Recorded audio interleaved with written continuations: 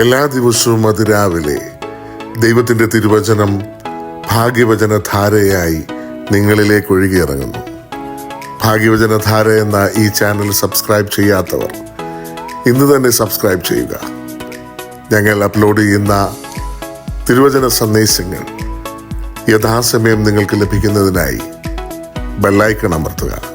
ദൈവം നിങ്ങളെ അനുഗ്രഹിക്കട്ടെ. ത്രിയേക ദൈവത്തിൻ്റെ അതിപരിശുദ്ധ നാമം വാഴ്ത്തപ്പെടുമാറാകട്ടെ. ഒരു ചെറിയ അജഗണത്തെ ക്രിസ്തു രൂപപ്പെടുത്തുന്നുണ്ട്.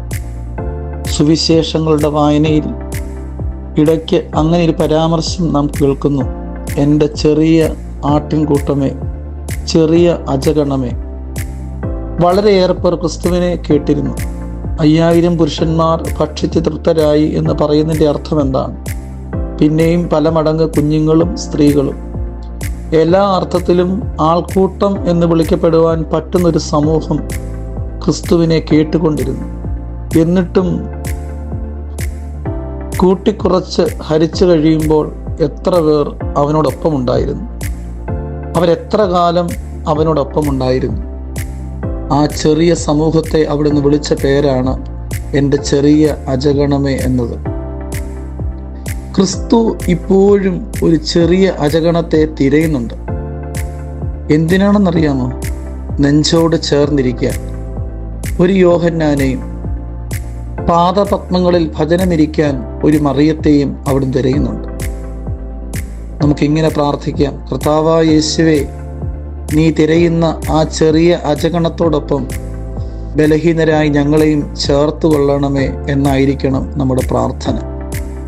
എല്ലാ കാലങ്ങളിലുമുണ്ട് ആ ചെറിയ അജഗണം. ഗുരുക്കന്മാരുടെ സങ്കടം തന്നെ ആ ചെറിയ അജഗണം കാണെ ഇല്ലാതെ പോകുന്നത് എന്നതാണ്. ഒപ്പം വലിയ അജഗണം പെരുകുന്നു എന്നൊരു പ്രശ്നവുമുണ്ട്. അത് എല്ലാ ഗുരുക്കന്മാരുടെയും പ്രതിസന്ധിയാണ്. ബുദ്ധൻ ഏറ്റവും പ്രിയപ്പെട്ട ശിഷ്യനായിരുന്നു ആനന്ദൻ. ക്രിസ്തുവിന് യോഹന്നാൻ എന്ന പോലെ. ബുദ്ധൻ മടങ്ങിപ്പോകുമ്പോൾ ആനന്ദൻ അദ്ദേഹത്തോട് പറഞ്ഞു, അങ്ങ് എന്താണ് എനിക്ക് വേണ്ടി മാറ്റിവെച്ചിട്ടുള്ളത്? ബുദ്ധൻ പറഞ്ഞു, ആനന്ദ, എല്ലാവർക്കും ആവശ്യം എൻ്റെ അങ്കിയായിരുന്നു. നിനക്ക് ഞാൻ എൻ്റെ മജ്ജ മാറ്റിവെച്ചിട്ടുണ്ട്. എല്ലാ കാലങ്ങളിലും എല്ലാവർക്കും താല്പര്യം ഗുരുക്കന്മാരുടെ അങ്കിയോടാണ്. അങ്കി അത്ര മോശം കാര്യമൊന്നുമല്ല. അതിൻ്റെ വിളമ്പുകൾ തൊട്ട് മനുഷ്യർ സൗഖ്യം പ്രാപിക്കുന്ന ചരിത്രങ്ങളൊക്കെ നമ്മൾ വേദപുസ്തകത്തിൽ വായിച്ചിട്ടുള്ളതല്ലേ? ഐശ്വര്യം ലഭിക്കുന്ന കഥകളൊക്കെ നമുക്ക് അറിയാവുന്നതല്ലേ? പക്ഷേ കുറെ കൂടി മുന്നോട്ട് പോകാൻ തയ്യാറുള്ളതിൽ നിന്ന് അവൻ അങ്കിയുടെ സമാശ്വാസം എടുത്തു മാറ്റിയിട്ടുണ്ട്. മജ്ജ കൊടുക്കാൻ മനസ്സാകുന്നു. ജീവിതത്തിൻ്റെയും ശിഷ്യത്വത്തിൻ്റെയും ഒക്കെ ഗതി നിർണ്ണയിക്കുവാൻ പോകുന്ന ഒരു ചോദ്യമാണിത്. നിനക്കെന്തു വേണം? ഗുരുവിൻ്റെ അങ്കി വേണോ, അതോ ഗുരുവിൻ്റെ മജ്ജ വേണോ?